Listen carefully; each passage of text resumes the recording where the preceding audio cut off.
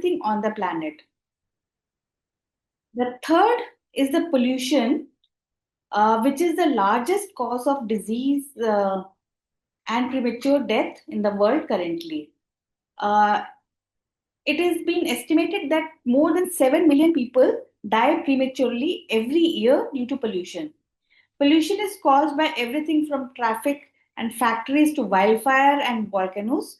However, what is most harmful and what has actually happened more recently and more in the last few decades is human action, which the emissions caused by human action, such as industry and transport, as I mentioned earlier.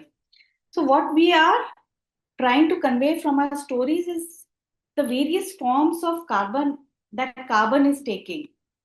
There are two phases of carbon. Biodiversity manages environmental carbon. Same carbon dioxide is the raw material for photosynthesis, which is carried out by plants. And they also lead to climate change if when they are emitted. So it's how carbon is being managed. So when did all this begin? The interconnectedness in 19 human then met in Rio in 1992 to discuss the relationship between climate change, desertification, and biodiversity loss. And they recognized that these required integrated solutions. The outcome was an action uh,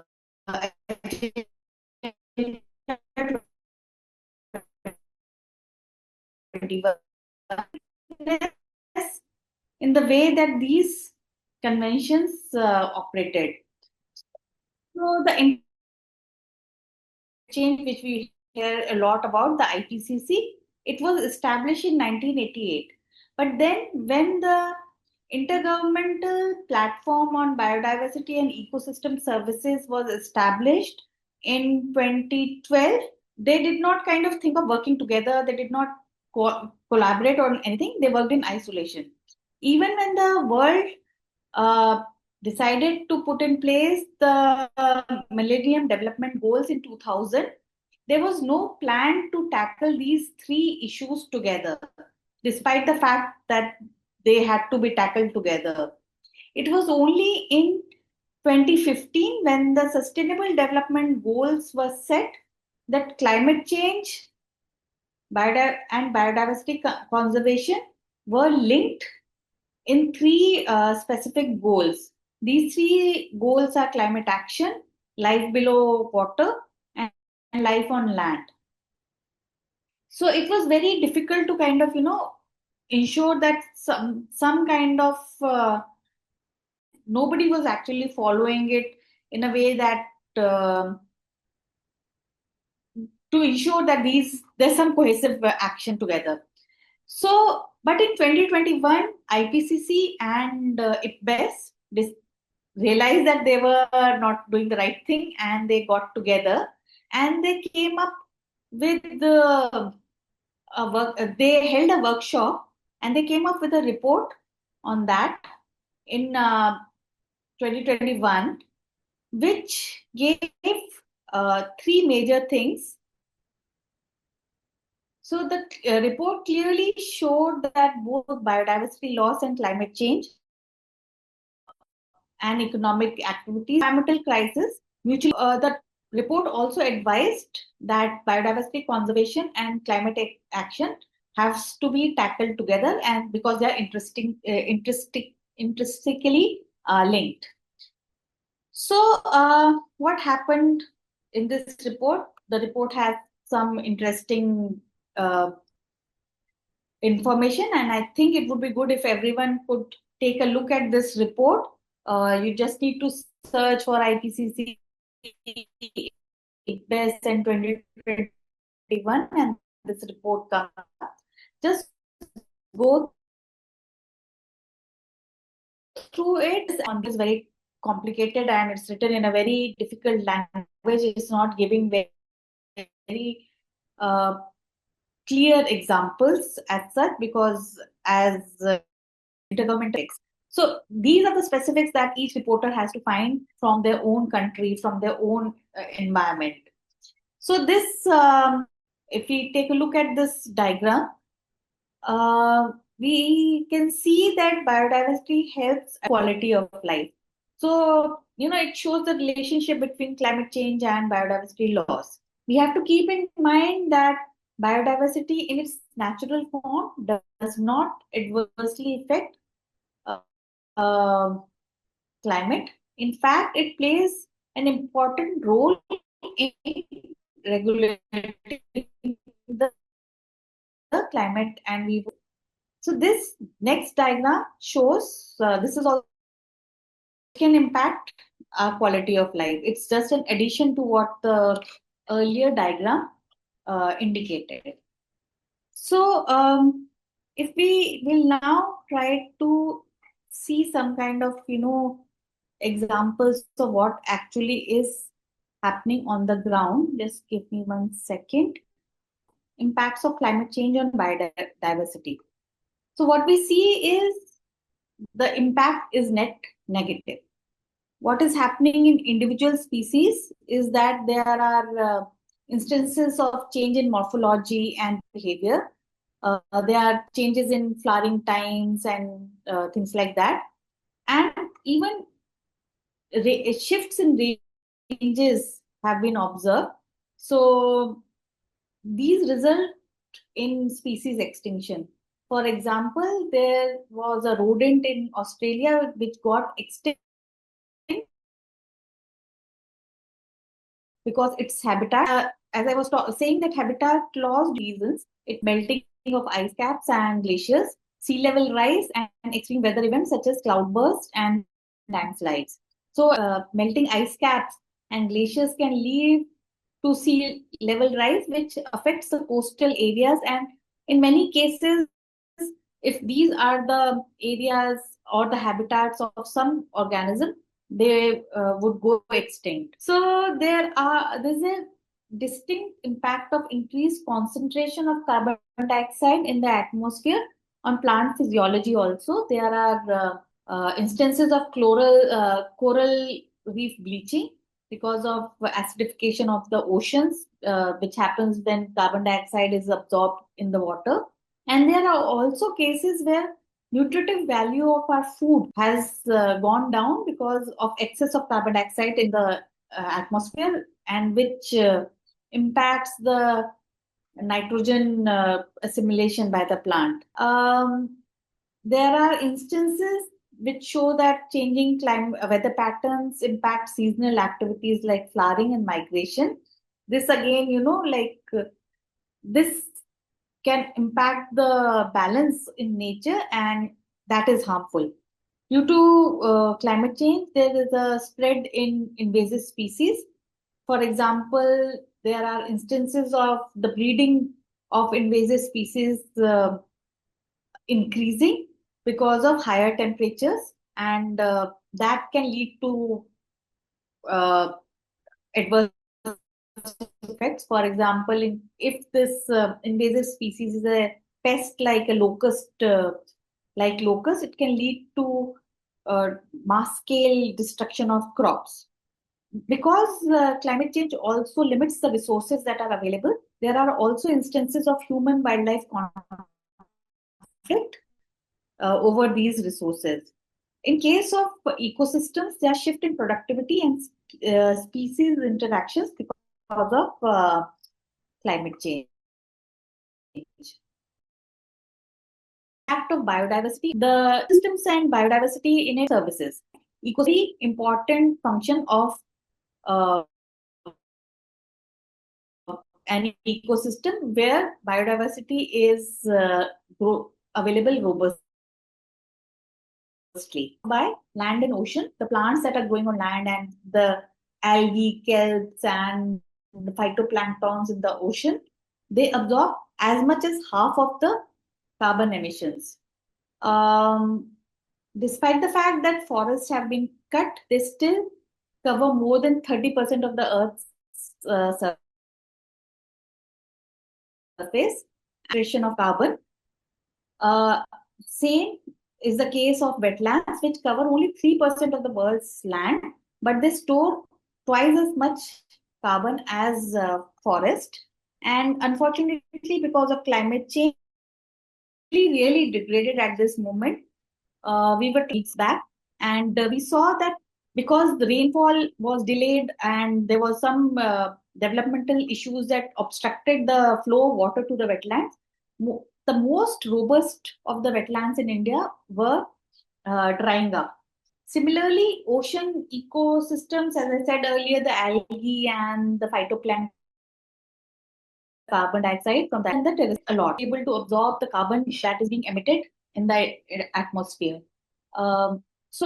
There's an estimate that shows that protecting these ecosystems and nature's ability to absorb carbon would ensure that one third of the greenhouse gas emissions can be controlled in the next decade or so. So I was talking about ecosystem services earlier. I would be talking about two terms which are very important when you're thinking about um, climate change and biodiversity loss. So ecosystem services have been divided into four major categories.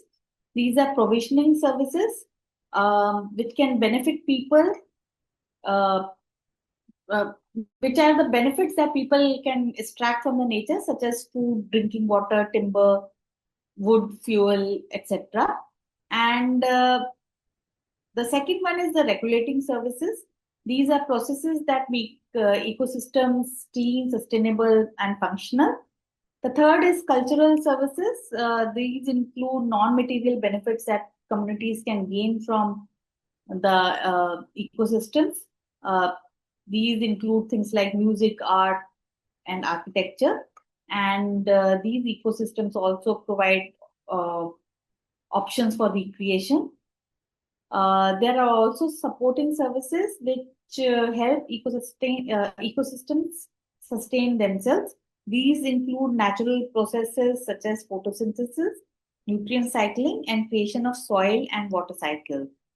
So, this was one term that you should keep in mind because ecosystem services are being talked about a great deal nowadays, and there are talks about of how ecosystem services and in protected area that the protected areas can provide can be uh, like you can pay for them, and that would help uh, uh, induce the communities to protect these kind of areas more and more. So the next major term that would like to talk about is nature-based solutions, which once again is talked about a lot uh, nowadays.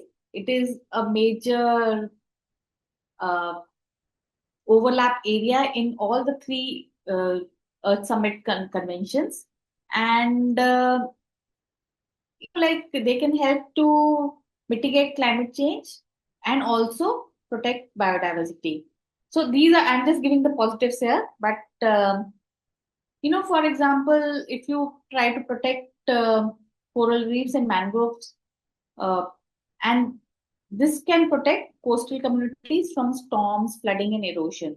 Similarly, if you avoid cutting down tropical forest, um, this would help create not only save the animals and plant life, this would also create a stable climate and provide food and drinking water to people in that area and people around that area also. So, if we practice sustainable agriculture, uh, so we can avoid harmful emissions from practices such as meat production, and also as much as the third of global emissions are produced during the process of growing crops for food. We can also use technology to prevent land degradation. However, there's a big issue in this nature-based solution because people say that this is all greenwashing. These are not solutions to climate or biodiversity problems because in most cases, people talk about protecting land which does not belong to them. It actually belongs to indigenous peoples and local communities. But industry kind of, says that it is very important to save it and takes away the right of using this land or profiting from it from the IPLCs, farmers, and for forest dependent communities. It is not actually a very good way of protecting environment, even though principally it should work, but the way it is being practiced is not the right way, and we need to figure out ways of it to avoid such adverse effects on communities and land ownerships. So, how do we talk about biodiversity, climate change, and make it create a story around it? This is what CSC did. This is where I work. So over the last few decades, more than 2.5 decades, CSC has been collecting information on survival foods. These are indigenous foods, and they are uh, they are very climate resilient. Like they are survival foods. So obviously, whenever there is a calamity or anything, these are the foods that communities move to survive that calamity. So these foods are very climate resilient. So we used these indigenous foods and survival foods to adaptation.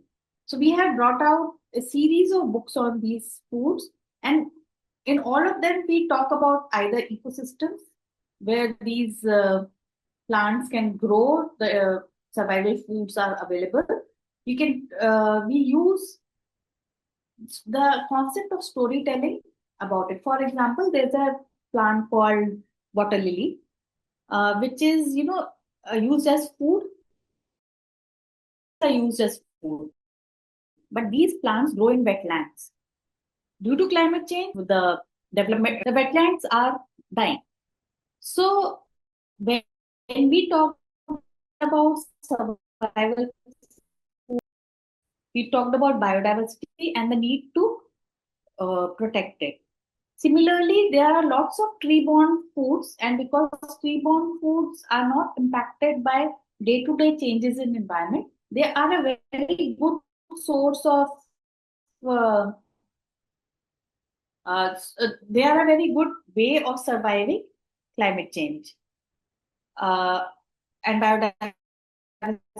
So there's a need to protect this food because we wanted to talk about how this food should come first. And it was a play on the word fast food, but that's how we read ingredients from various ecosystems. We have talked about how these are all local indigenous plants, and we have talked about their use as food. So now I would like to close this presentation, and I would like to hear from everyone about uh, what you can do to pitch. What are the biodiversity related climate issues in your country? I see that there are now 11 people in the meeting, and I would like them all to actually, if possible, open their cameras so we can look at each other and talk about what are the major issues uh, that impact the countries. I had asked everyone to identify these issues earlier in WhatsApp also. So I hope Kamal, we cannot hear you, or Hadiza is also Okay, open. thank you so much. I thank you for the session. Kamal from Nigeria. Yeah. Okay, so yeah, in Nigeria we have some some of the biodiversity issues here. Illegal logging in some of the forest reserves. I live in Kaduna State in Nigeria, and this is like Binigwagi. Another areas there are issues of illegal logging in those forests. So this is one of the biodiversity issue in my area here in Kaduna. So let me allow, I think that's the one I can mention for now. There are other issues, but I know that is a prominent one in my locality. Let me first hear from Hadiza, and then we'll get back to you and how you can link it to climate change and biodiversity. Hadiza, please go ahead. All right, thank you. Good evening, ma'am. Yeah. The biodiversity issue in. Okay, by the way, my name is Hadiza Musa. I'm in Nigeria, and I stay in Kano State. The biodiversity issue in Kano mainly is the loss of some species of animals. We notice that it's going on extent. Last week we were even given assignment that we had to work on what is happening, and I picked the tortoise. In northern Nigeria, most especially Kano, it's been long I actually saw tortoise. So tortoise is going on extinction, and I researched why this is happening, and I noticed that it's because many people are using it for medicine. For traditional medicine. So it's part of the reason that tortoise is going on extinction in Kano State. So that's it. So what kind of questions would you, because both the people are from Nigeria, each other's story, and give this can be reported, logging, mass scale logging that Kamal talked about. What kind of story would you do on that? What did you say, ma'am? I'm asking you to comment on Kamal's idea, and Kamal will comment on your idea. So, no?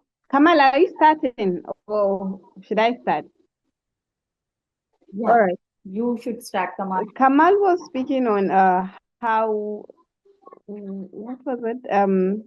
Deforestation. The cutting down of trees in Kaduna State. Yes. And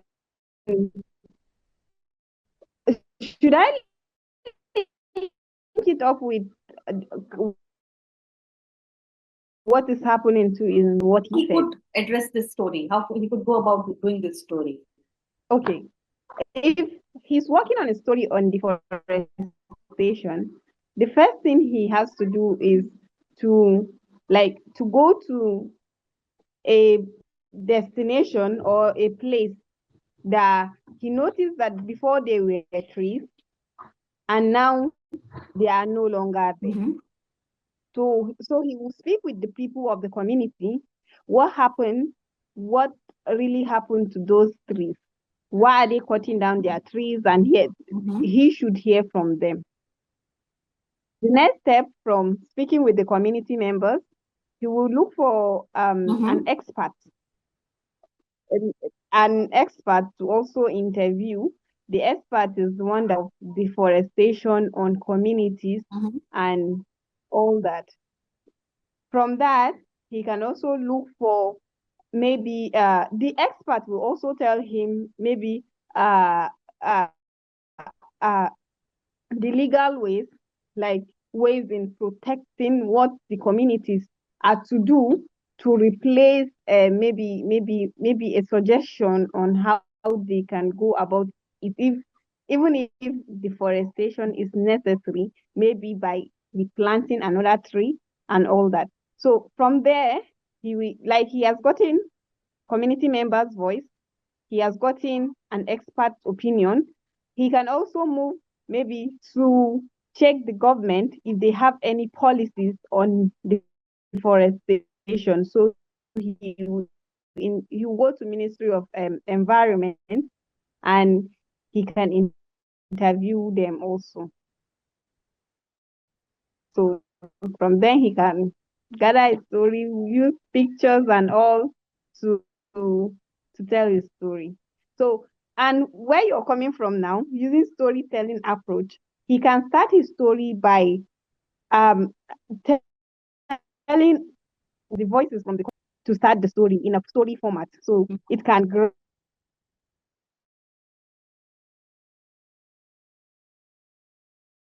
the audience attention. Okay. So I would, it's a very well explained idea for Kamal to follow. However, what I would also like to know about are being cut. I would also like to understand how important that tree for particular race is, what kind of ecosystem services it can provide, what does community the story, because you could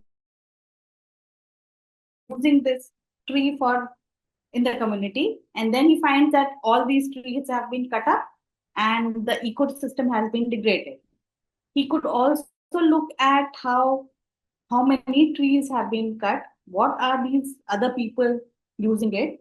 The indigenous people and local communities have uses of the biodiversity which are very different from what industry uses it for. For example, something that is medicinal for me or a community member, the industry might just completely forget about that and they might just use it for making as timber. So you have to get some kind of a data about the plant, maybe the medicinal value of that plant, of that tree, and how the community uses it. So that's one way of doing it. And we have to also show how, if all these trees are cut off, how will it impact the environment in the coming years? Maybe when you are talking to the experts, that's also one thing that you can talk about. You can ask that person about, and you can provide some kind of a solution to it, an alternative to uh, the use of the cutting of these trees. So Kamal, now you have heard a lot of and your input as well. So I will look at how to put everything together. Thank you so much. Do you know what tree was being cut? Which specific tree was being cut? Is being cut? Yeah, I have not done. I've not really gone there that much, but I've just gathered some information around it. So, but when I intend to go to the field for more information, then I will get to know what kind of trees they have in Kano. So, which she said it is because they are being used for medicinal purpose. So, my suggestion, one, she decline of the population of that particular animal. So, in doing that, you need to let the readers know how many tortoises are being sold, if they are actually being sold for medicinal purpose, and who are those buying. So the pet trade. Also, she will need to also shed light on the habitat loss. So maybe because of the urbanization, that may be the reason also, it may be a contributing factor to the decline of the of that particular animal. So she needs to in Hausa culture, how is tortoise being used, and so that the reader will understand if they are being used for medicinal purpose, how exactly are they being used in that cultural setting where she's doing the story. So she need to speak with people, speak with the traders in maybe the Kurume markets in Kano or the Sabongeri people and other areas where those things are maybe sold. And also some of the traditional healers, those explore so the legal side of it, like, okay, what's in the Nigerian law guiding the biodiversity? What's the law says about that particular animal? So those are some of the things I believe you will need to do, and then look at it from also an investigative angle, like I said. So it may not really be that those that are buying it are the local people. It may be that it's being used for exports, and is the law being followed, or these things are being done in a way that is. Okay, that was a very, very. I think both of you should work together to actually do stories, because you are giving very good ideas to each other. And what I would like to know is, Hadiza, is it possible to talk to traders who are doing illegal business uh, in your country? Because in India, if we go and talk to traders, we would be killed. So, is that even possible? They look for where tortoise are prominent, or I think they even import they buy it from other states to sell it in Kano also. Mm-hmm. So the basic thing you need to actually also find out is about the species of this. What kind of scientific research has been done on this species, and that would actually give more value to the story. And you can talk about how it fits into the food chain of that area, or what other animals are getting affected by this. This can add an additional uh,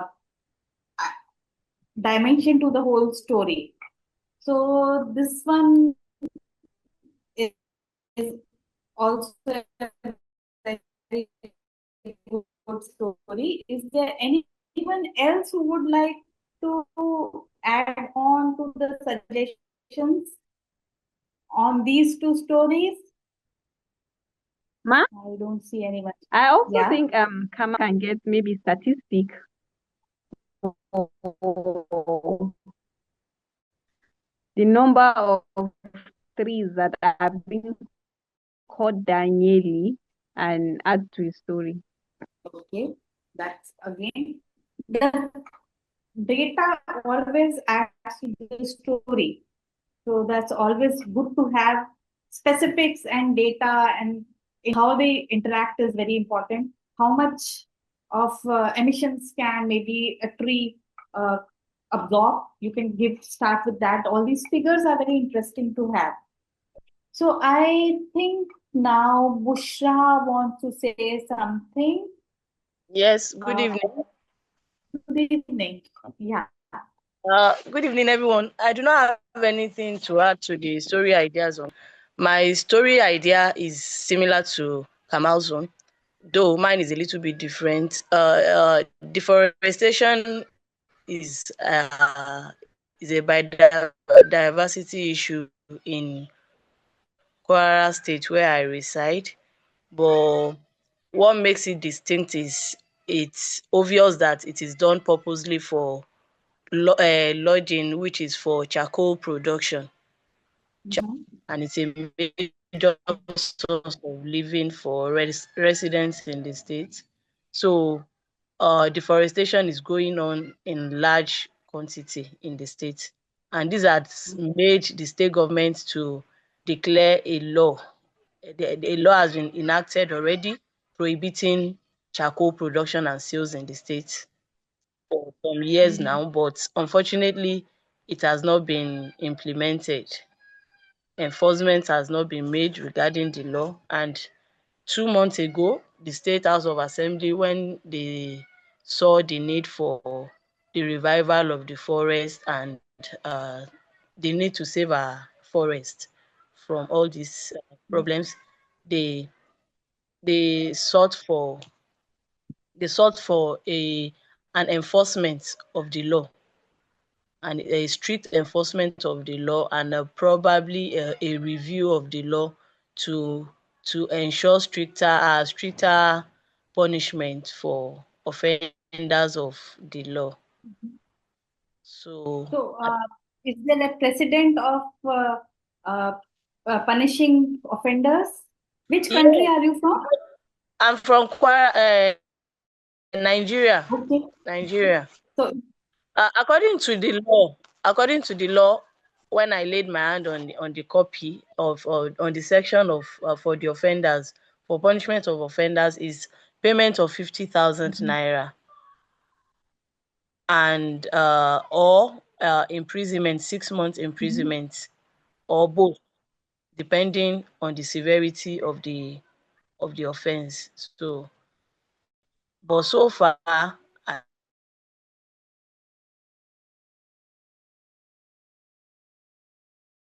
don't know if anybody has been convicted so far. People to them at any point in time. So there has been no strict enforcement, and we still see transportation and production of charcoal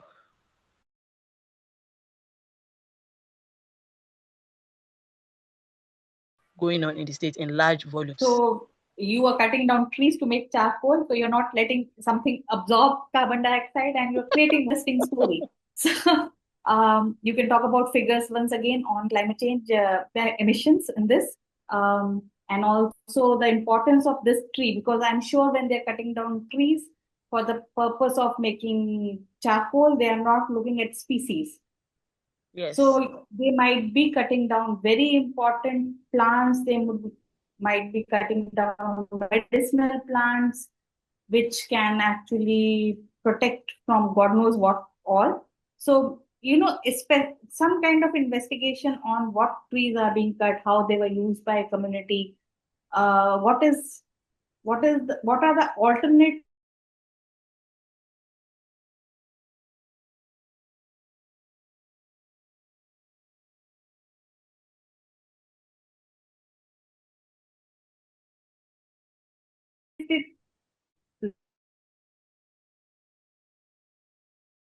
losses we are facing because of this charcoal making? Okay. Is some like plant,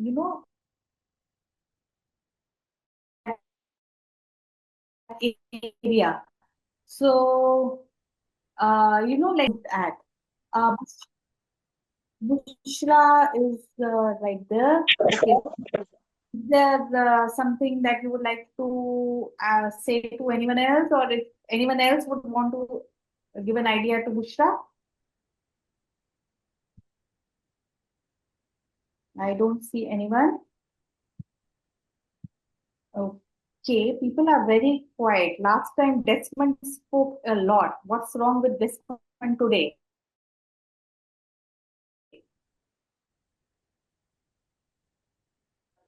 Hi, Desmond. Hello. Yeah. So please do talk about all these ideas. What is your take on them?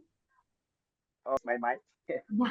I heard one of the speaker who spoke about the production of charcoal. Yeah. She needs to look into the perspective of the community, how important the production of charcoal is to them. That's the first thing. And then she needs to look into the government and policies that have been made, and what we are some of the provisions made for those who are engaged in the production of charcoal. Because you cannot just tell somebody to deviate from something he or she has been doing for quite a number of years, which of course I believe it serves as a source of income.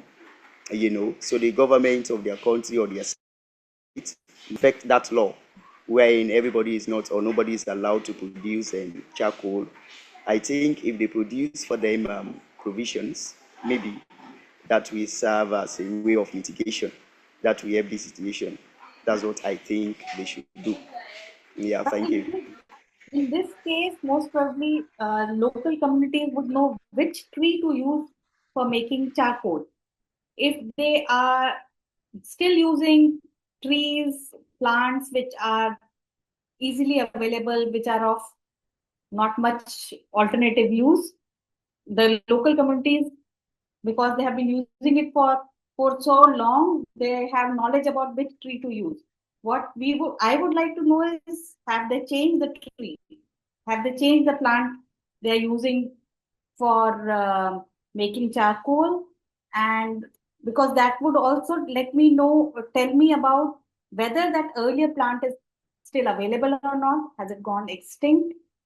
Or is it being used for something else?